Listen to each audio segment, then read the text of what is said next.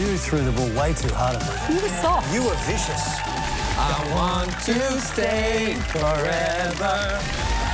Let's do it. Let's do it.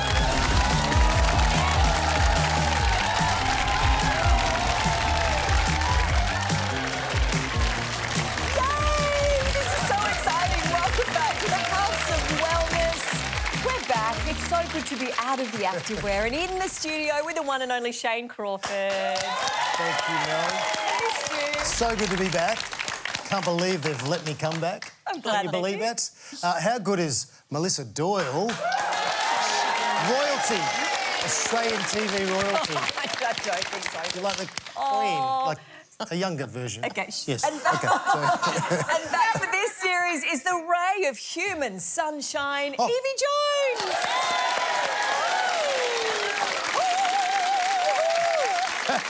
Plus, he's a doctor, he's a comedian, and he can sing. He's a real triple threat. Please put your hands together for the doctor, Dr. Ahmed Kazmi.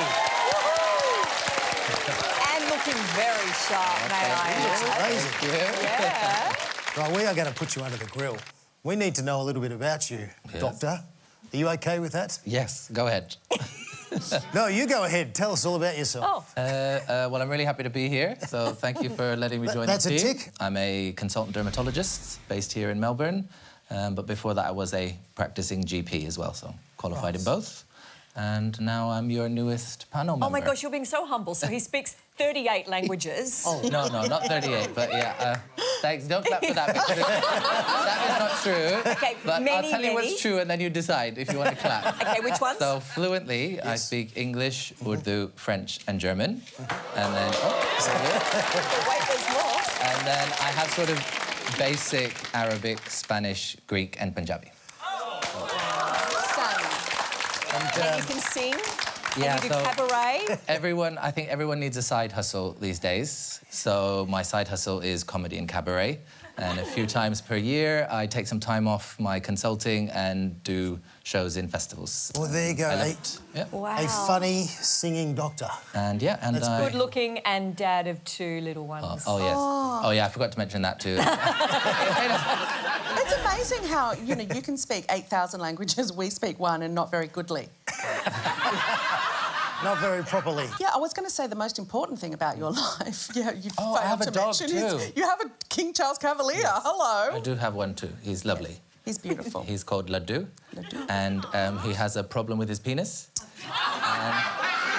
Always out. Yep. And we're awaiting surgery to fix it. Yes.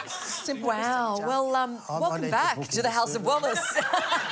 It is a brand new season and Dr. Ahmed here is coming in fresh, so we thought we would do a little team building. What could go wrong? You are going to love what we've got planned today. Hopefully a long, boozy lunch. As if. Who let him organise this? I don't know. I'm up for anything. Oh, OK. Hello. Not like that. Yeah. Forget icebreakers. This is team building cranked to 11. Team up or go head-to-head in the ultimate bonding playground. Welcome to Hijinks Hotel. Oh, my God, thank you for having us. Enjoy your stay. First up, the beam bounce room. Colour jump, land on the right tiles, dodge the wrong ones, beat the clock. I thought I was going to have to use my brain. Instead, I've got to use my Shane. Come on! Yes, I don't think it's caffeine with Craw. I think it's testosterone. Yvie wandered around like she needed a map. Me, I made up my own rules. Yes! Did it! Teamwork! I knew my butt could do it. Oh, cool! Next stop, the ball pit. Oh, we can get in. Someone check the temperature. Score points by tossing balls or digging out the hidden ones. You know I'm a doctor, right? Using our smarts, we powered through every room. They paid me to talk about health. Of course, one of us had to crank the competition into overdrive. Oh, that was too hard. And then, when we got into the basketball room, things got even crazier. We're so whipping your ass. Oh, Stop it. 7. You are just making this up. Oh! Whoa! What's in my face? Yes! Here we go, in. Yes! And while they say there's no I in team, there is in I won, which I definitely did. You know... Welcome to the fam. Thanks. I like you guys. I think this could work. Aww. I've got a new friend. That was so much fun. I feel like we learned a lot about each other. You know how there's always one naughty kid in the pack? Yes. That's you. You threw the ball way too hard at me. Yeah, that You were was vicious. Oh, you deserved it. Now, Doc, Yes? what did you learn about all of us? You're in pretty good physical health, actually. Quite fit. Very competitive. Very competitive, Very yes, that's competitive true. as well. Melissa Doyle, oh, this is going to be good. Oh, I would say very good team leader. Right. Oh, Kept Okay, things- very good. thanks. Kept things moving, kept us on... And then... I would say control freak, yes. You need wrangling. I just need to bring it back down every now and then. And Yvie, oh, this is going to be good. And then Yvie, I learned, has a potty mouth. Piss off. She swears a lot, which is why most of her audio was cut out of the clip. But it's... Yes. Bollocks. Bullshit. No, that's very true, yes. I reckon we've got the captain or the coach. Yes, probably the little Tassie devil. Well, where do we go with you? Ray of sunshine. Yes, let's go Ray of Sunshine. Yeah, let's go back there. Yeah. Stick around because I think I saw a gold logie backstage. So unless it's one that Craw stole, we've got some TV royalties stopping by.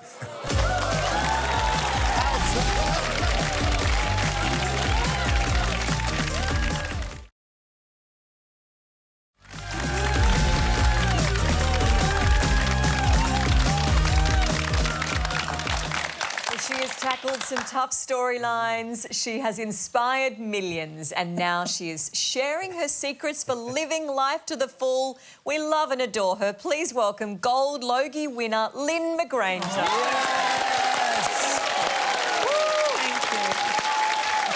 First things first, can I hold the dog? You can. You haven't dropped it yet, have you? No, well, It's haven't, heavy. but it has been dropped. It has been dropped. Yes, if you turn it around, I don't know if you can get a close-up. Oh, It's- that wasn't me. That was wasn't- not yeah, me.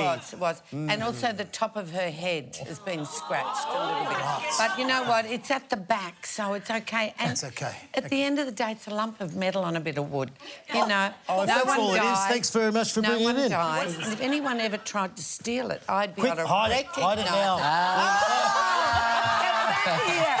Oh, cute. That woman. You will never see it again. But look, no, I've always wanted to say... Give us a speech. I'd just like to thank my mum. No, I'd really like to thank Home and Away for never having me on the show, but it's not too late. Never too late. Can darling. act. Flaming galah! Well done. She'd be pretty good in the diner. I think she'd be great in the She'd be diner. great in the diner. 33 years. That is pretty phenomenal in any job, in 3 any decades, role. can you believe that? Yes. And it must have felt a really beautiful way to step out and finish and have Look, this lump of gold, as you call it. Yeah, Goldie, yeah. Look, it is a nice way of, I guess, tying everything together. You really couldn't write that and make it believable. you could on Unlike Home Home and Away. and Away, we write things that make them believable. I'm sure you probably know it's really famous in England. Yes, like yes, it's yeah. kind of a cult classic. Yeah. And when you debuted on the show, I was 10 years old, actually. So I mean that in a nice Way way. to make a girl feel good. And I used to come up every day and see you, and I have nice memories of that theme song always playing Yes. from Home and Away and eating food when I got home from school. Oh, that's lovely. And I would like to just sing you a little bit of the theme Please. song of Home and Away. You know we belong together. You and I forever and ever. No matter where you are, you're my guiding star. And from the very first moment I saw you, I never felt such emotion.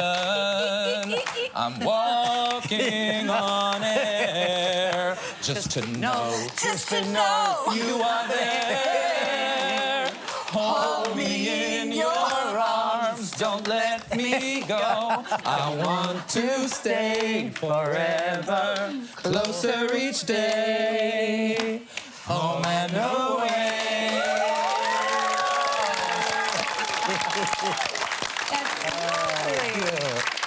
Irene's, storyline was bonkers. Well, a lot of them were crazy. I always wanted Irene to get abducted by aliens. No, I've dated murderers, yes. Yeah? I was a clairvoyant for a little while. Were you I was really? a country and western singer. Oh, You no, are I've done it all. multi-talented, yes. I've done it all, yeah. So then to end your time on the show, you could have been abducted by aliens, but instead you chose a really powerful, important storyline. Yes. Luckily, I don't have, to my knowledge, any Alzheimer's or dementia in the family yet. Yes. I don't ever remember a solid Australian storyline where it's being dealt with. And it's endemic now. It seems to be everywhere. And I thought maybe that would be a good way for Irene because, you know, she's been a binge drinker, then she's a mean drunk, but then she would fall down the stairs and hit her head. Right. So I'm not making light of it. I'm just saying that these are some of the things that can add to problems later on in life. And I thought it's reasonable that she might be diagnosed with something like that. And I went to the writers and I went to the producers and they loved it. Ideally, I would have been hit by a bus and then it would have been all over. And bang, we went down that path and I'm very proud of it, I have to say. Yes, it was handled so well. Yeah, very proud. Really well. Thank you. Thank you. When you were talking a moment ago about the binge drinking and all of the things, Yes. and I can see, Dr. Ahmed, you're nodding away. I mean, are these some of the factors? Yeah, I think it just shows so much integrity and kind of kindness and respect for the illness to use your platform as an artist with reach to people to be able to showcase or share awareness about this. That's right. Because I totally agree. It's often overlooked. There's still lots of stigma attached around it. So much. And people learn a lot from television, even if it's entertainment. So just thank you. I think it's an important issue to have raised. Thank you. Well, thanks for the producers and the writers. But it does impact so many Aussie families, doesn't it? It does, Yeah. To answer your point, it is true that dementia rates are going up, and it's for a lot of reasons. So one of them is that we are an ageing population, and the brain doesn't age as well as some other parts of the body, so we'll see more of it from that point of view. Another reason is that cardiovascular risk factors and cardiovascular illnesses going up, you know, from obesity, smoking, high salt intake, all of these things also have a burden on the blood vessels of the brain. But as you mentioned as well, unfortunately, the choices you make in life, you know, alcohol excess, smoking excess, all of these things can also contribute towards dementia rates. If people are willing to share in the audience, Crawford mentioned that it is something that touches a lot of people, and most people will have a first-degree relative or close friend with dementia. So if you're just willing to raise your hand if you personally have been touched by dementia by somebody in your household. So that's most of the audience. Now you're in the real world. Yes. So what's the most un-Summer Bay thing that you've been up to? Oh, wow. I've been touring a musical called The Grandparents Club. So you haven't retired? Oh, no. You're just charging People on. say, how's retirement? I don't think I mentioned the R word at all. I just said I was leaving one world and going back into another. But we're touring Sydney and surrounds, the mid-north coast, the south coast. In terms of un-Summer Bay stuff, I suppose sleeping in. You know, because you have to get up at stupid o'clock most mornings, 4 or 4:30. You know, out there battling the elements in sunny Summer Bay, my ass. Summer Bay is not sunny. And you are so adored and loved throughout, not just the industry, but everywhere. Oh, thank you, Mel. Well, if you are in New South Wales, you can catch Lynne in the musical comedy The Grandparents Club 2. Would you please thank the gorgeous Lynne McGranger? Yeah.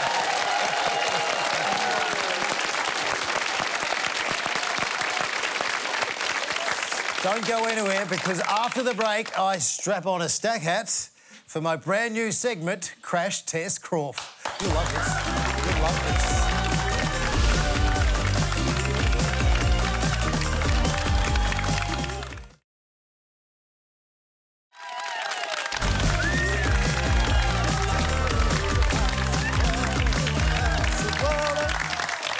Just a little update to let you know that Yvie didn't end up nicking Lynne's gold Logie. Well, it was touch and go, Yvie, but I'm glad you're here because, well, you are going to love this. You have front row seats to my brand new segment, which comes with a specky opening sting too.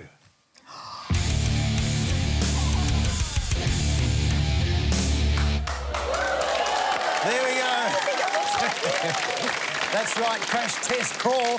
Each week I go into the big wide world and I see if I can beat, of course I can, some of the best in the biz. I kick things off going head-to-head with a death-defying team at Cirque du Soleil. And I took on the most dangerous stunt of them all. I'm at Cirque du Soleil. Now, normally, I wouldn't take on the world-class performers, but a whistler? This is going to be cinch.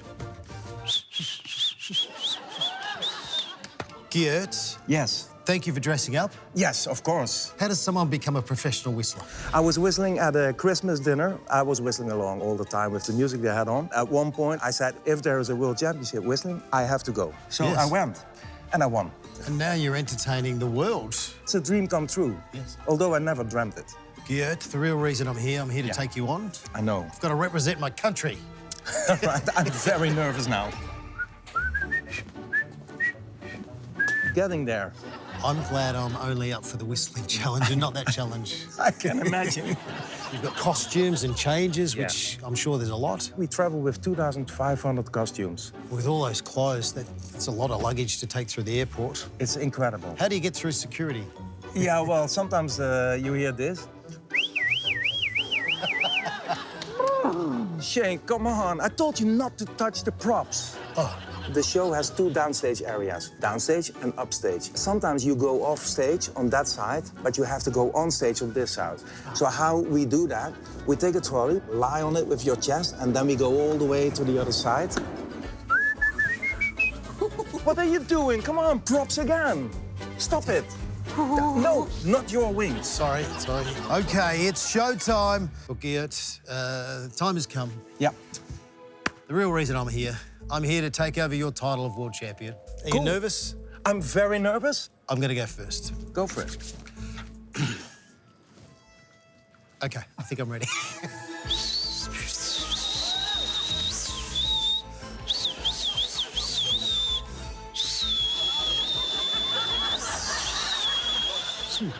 Beat that.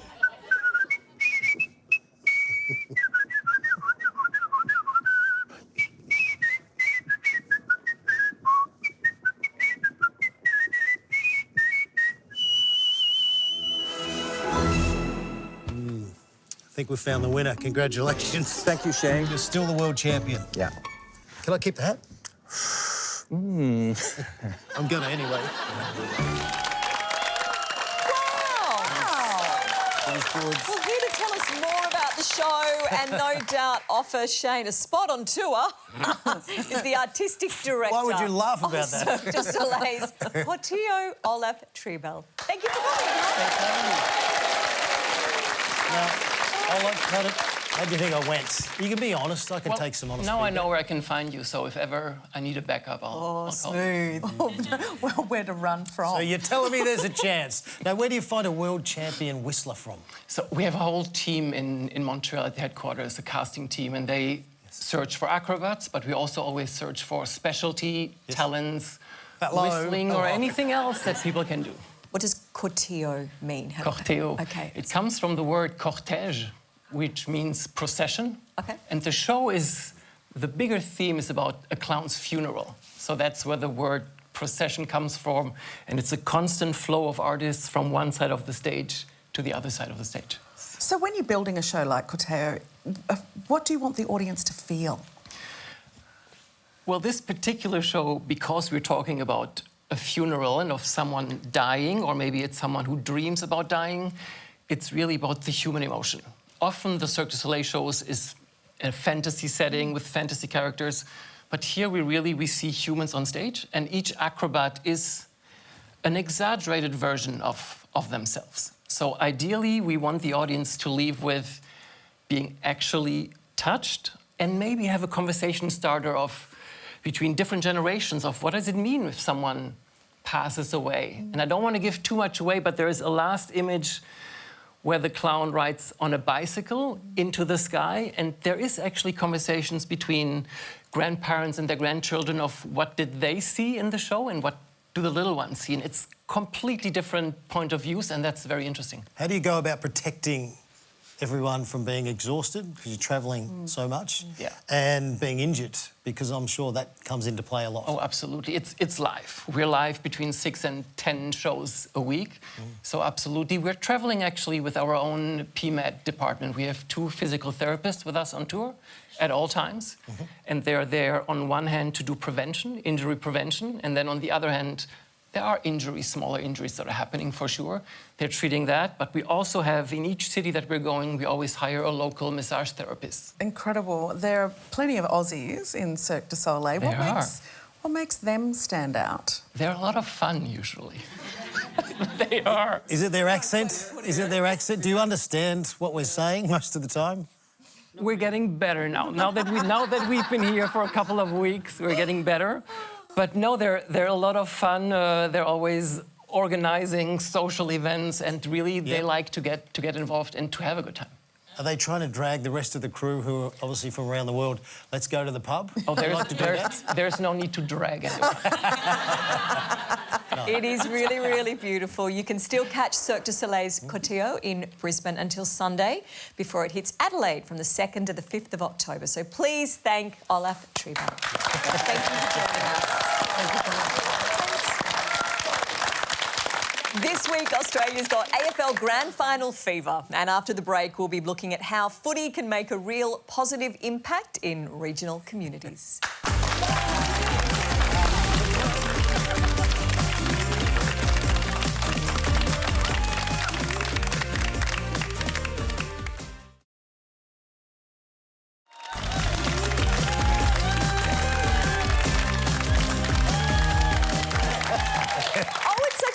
Time of year. The AFL Grand Final just days away. This week is all about footy, but in some country towns it's not just about the game, it's about community. And after a tough 2023, Ye's Footy Club has really bounced back, and it's all thanks to a bunch of cows. Imagine a country town with no footy team. That would be like a pub with no beer. That's crazy. Well, that's what was happening in 2023 in a little country town called Ye. Fast forward to now, they are kicking goals, all made possible by selling cows. Move along. You like that? We had the Cattlemen's Club running for a few years now. We had a client approach us that wanted to help out the football club a bit more and trying to get a sustainable income. He threw up that he would be happy to run some cattle for the football club. Under the pretense there was no cost to the club. The 3 agri-businesses in town donate product, time, sell the cattle for no commission. Probably raised a bit under $40,000 so far this year. And a lot of the older farmers around really have come and congratulated a few of the committee members because it's actually brought a lot of people back to the football club that haven't been around for 10 or 15 years. Where's number 9? That's a good number. That right there, number 9. That one's called Craw. Back in 2023, we went into recess. To no one's fault, the club fell away a bit, you know. That's why we offered to come in and take over and to get a new lease of life to the club, and spent that year looking for coaches and players to play for 24. Oh, shit, sorry. No, you're not meant to put that on camera. Mitch, you put your hand up to be the coach and you didn't necessarily have a team. Look, we knew there was a few guys from around the area and if it got going, they'd be keen. So we just dived in and I reckon we made 250 phone calls in the off-season, and it probably wasn't until February, March that we were like, OK, this is happening. We are going to have enough for 2 teams. Oh, get after it. Oh, see this. So not only the football players do you have to look after, but you've also got to look after the cows as well. The cattle, of course. The cattle that bring some money in. Without the cattle and the Cattlemen's Club, you know, we pay all these blokes to come and play here and buy footies and buy tape and equipment and everything. So the town supports the club so much, and it's just, so important. It's teamwork within the community itself. With, you know, it's set up on game day, it sort of gets everyone involved. It just brings a lot of talk around the town about what happens with the town, and everyone sort of, it makes the place exciting to be around. Oh, she licked me. Did you see the size of that tongue? Well, every country town needs a football club because, one, it's a place for everyone to come to on a weekend. That's your heart and soul of outlet and kids coming together for the social aspect as well. Nothing beats the community spirit, just like this. Car the Tigers! Yes! Oh, here we go. Oh, there we go. Jesus.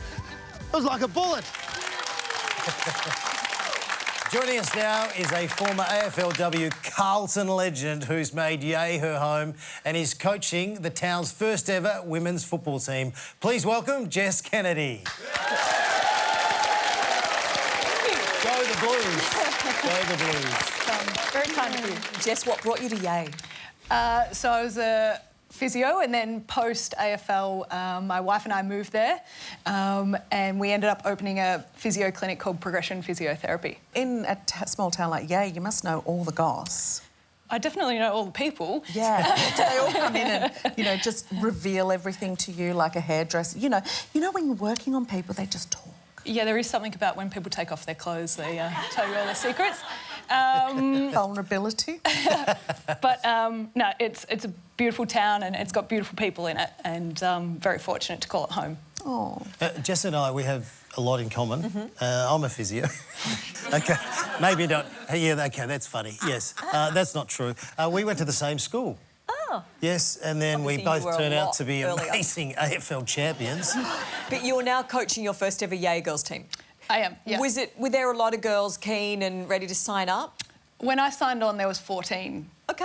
And then I cast a wide net, so what are you guys doing next year? Yep. Oh, yeah. Or just sign them up anyway. Yeah. And yeah, I sort of went in with an approach of like, we need numbers on the ground, and so it didn't matter if you hadn't played before or if you weren't particularly motivated to play. I sort of went out and said, no, I can help you with that.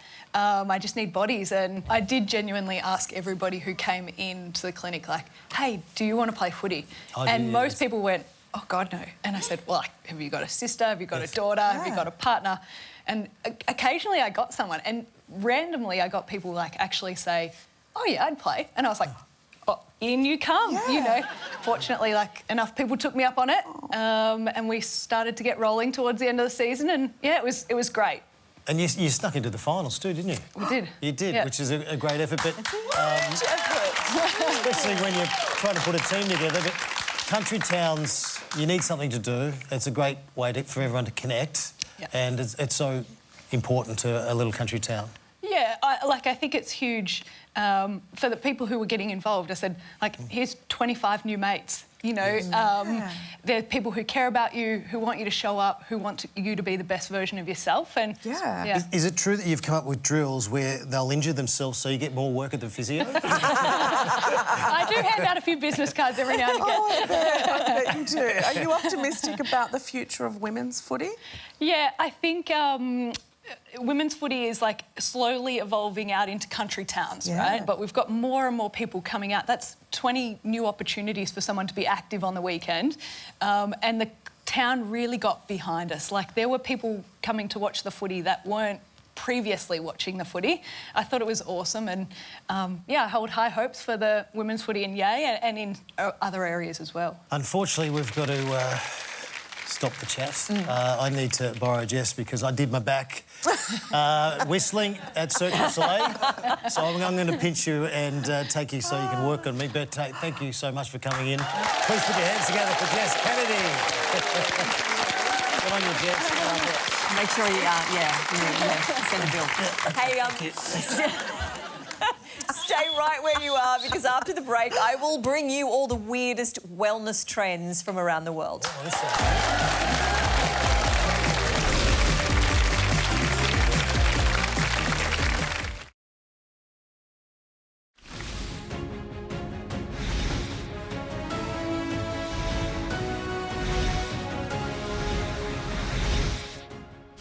This is Worldwide Wellness, my brand new segment where I bring you all the weird and wonderful and downright wacky wellness trends from around the world, from a kitchen for some reason. Anyway, good evening. Or as they say in Germany, guten Abend. Ahmed, good? Yeah, thank you very much. OK. Where for centuries, farmers have praised the health benefits of sleeping in an alpine meadow and hay bathing, or hooibad, has had a modern makeover. So for an eye-watering fee, you'll be stripped naked and wrapped in layers of boiled mountain grass, which is said to open your pores, make you sweat and stimulate your digestive system. Yeah, like I always say, nothing sets you right better than a nice roll in the hay. All right, next. Move over, mankinis. The latest, very nice swimwear trend sweeping the great nation of China is face kinis. Now, the SunSmart face kini is basically a full-blown balaclava that you can swim in, and it comes in a range of jaunty colours and designs. Yep, they finally did it. They invented swimwear more upsetting than tight budgie smugglers. Although, Craw, I reckon if you wore one, no one would know it was you in the budgie smugglers. Anyway. All right. And finally, another one for Craw. It might set his whistling injury right, because in Indonesia, for $45, you can indulge in a nice, relaxing snake massage. No, not like that. Grow up. Forget snakes on a plane. It is snakes on a tourist. You will strip down to your undies. You lie very still while a therapist dumps 3 to 5 enormous pythons on you so they can spread their weight across your body. Because nothing says full body relaxation like experiencing the actual living nightmare of a snake exploring your nooks and crannies. And that was this week's very serious piece of journalism, Worldwide Wellness. Let's keep the weird thing going because some people have written in and they're telling us about their weird body questions. Really? Oh, they're just too embarrassed or shy to ask themselves. So some of them, like this one that I've got in my hot little hand, are absolute doozies. Dear Yvie, you're the hottest woman I've ever seen on TV. Mel will get upset about that. My friend, Carl, writes, I'm recently divorced and I've just started dating again. But I keep having to end the dates early because I'm in so much pain from holding in an extraordinarily amount of gas. I was worried how that was going to end, but OK, gas is good. I don't remember this being a problem when I was married. So, Doctor... Yes? Does romance trigger one's trumpet? I like that Carl is too embarrassed to ask this of his doctor, but he's OK doing it on television. Anyway, also, I'm glad you're living your best life, Carl. Enjoy the dates. But there is a bit of science behind this, actually. Is there? Yes, so Carl is onto something. The bowels and their movements are governed by 2 different kinds of nervous systems. And one of them is stimulated when we're anxious or upset or worried or excited, and that's called the sympathetic nervous system. And that will actually slow down the transit time of food in the gut and will make your anal sphincter really tight.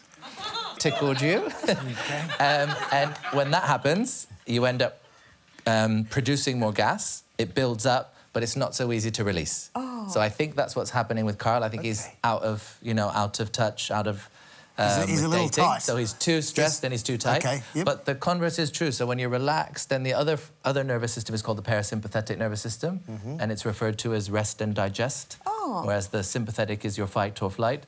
And so when you're relaxed, calm, with people you love, your family, you feel calm, then everything is moving well, your anal sphincter is relaxed, and so gas is very easy to come out, to be expelled. I must feel really relaxed around everyone in the world. Nice. So when someone says someone's uptight, it's actually a medical term. Yes, it is. Yes. Yes, she's right. So they're carrying a bit of wind. Yes, Wow, yes. well, I'll make sure to tell my friend. Carl. Thank you very much for helping out, Carl, Yvie's friend. Love it. Brilliant. After the break, we will be bringing it home strong with Aussie muso Ben Lee. Stick around.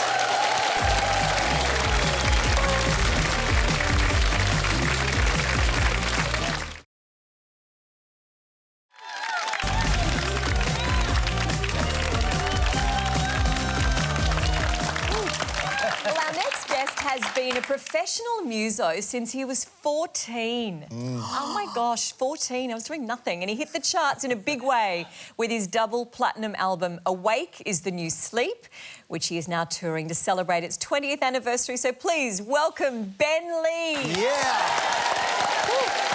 It is So good. I can't believe it's 20 years.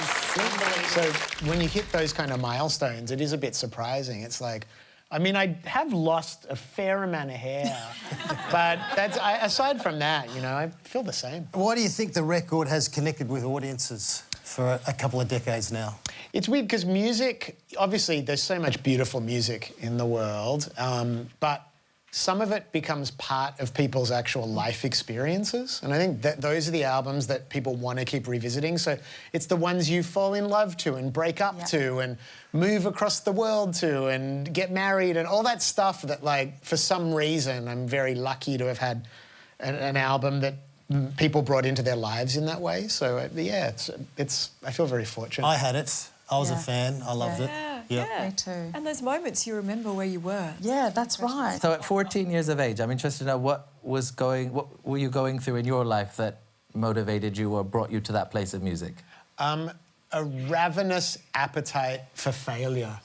I just wanted to, like, I was not the kind of person that could be told don't touch the stove and not touch it. Yes. I wanted to touch it. Okay. And so I think everyone always like, oh, you started so young. I was like, yeah, because I had a lot of mistakes I had to make hands-on.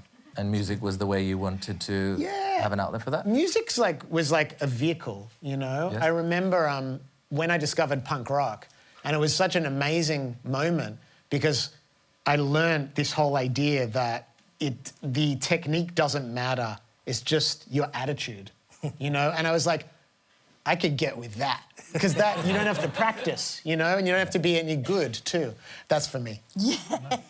One of the big memories for me growing up in the 80s was an amazing actress called Ione Skye, who happens to be your wife. Huge fan. You have a podcast with her called Weirder Together, which, would you recommend working with your partner to other people? It really depends. We actually, even as two creative artists, it wasn't really till about 10 years into our relationship we started collaborating, because I think you have to build a lot of trust. Yeah. We are hugely passionate about music, art, film ideas, and, hey, we're going to talk about the music we like, the movies we like, the books we like, and just it can become a little bit of a curation portal for people that trust us, because we do have excellent taste. You do. With the title, The Weirder Together, are you happy to share what you mean when you talk about your wife's weirdness? Yeah, I mean, for her, it more is based around the mispronunciation of celebrity names. You know, she loves that song, My Heart Will Go On by Soleil. And she'll see any movie with Leonardo DiCaprio. No, but, you know, she's just... If that's the only problem in your marriage, I think you are doing very well. No, we're just... Pretty good. We're just both eccentric creative people, and we kind of like the idea that instead of marriage and partnership being a neutralising force, that it should actually amplify our eccentricity. Cumulative. And it's like we're like more powerful together, we're weirder together. But did you take a little sidebar and you were a death doula? Yeah, because I was like helping people... No, I was helping people in ayahuasca ceremonies, and part of what you learn is how to help them and assist them without interfering or guiding them, and that led me into learning some of these skills of, like, death midwifery and being a death doula. And it's kind of cool because you if someone's dying, you know, like, so I would go and sit by people who are dying, and some of them wanted to have a really big, deep and meaningful about their, like, needing to make amends to a sibling, and others wanted to watch reruns of Cheers. Yeah. And there's no right or wrong. I'd just like to point out there is a medical specialty around this too as well. It's called palliative care, which is in essence what we've been discussing now, and I think it's really nice to hear that, you know, there's still a non-medical approach to this, but I would agree, you know, that end phase of life, you really do wish to have comfort, you wish to have dignity, and whether you get that through a nurse and pain relief, or whether you have that through a death doula, I think it's just whatever fits. We could talk to you all night, we really could. But I'm going to have to lock the doors if you say no. We need you to sing for us. Would you do that? Let's do it. Wow. Are you OK with that? We also think you've got the perfect song for the House of Wellness. So if you could take it out with your catchy song, Catch My Disease, we'll let you head on over and get ready. Yes. Thank you. Yes. And if you want to catch Ben on his Awake is the New Sleep 20th anniversary tour, it kicks off on the 25th of September, right around the country. Head to Frontier Touring for all the details. Oh, it's been great to be back, Yvie. I've loved spending some time with you. Thank you so much. And Doc, how good is the Doc? Yeah. He is on fire.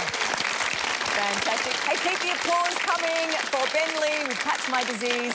Thanks for watching.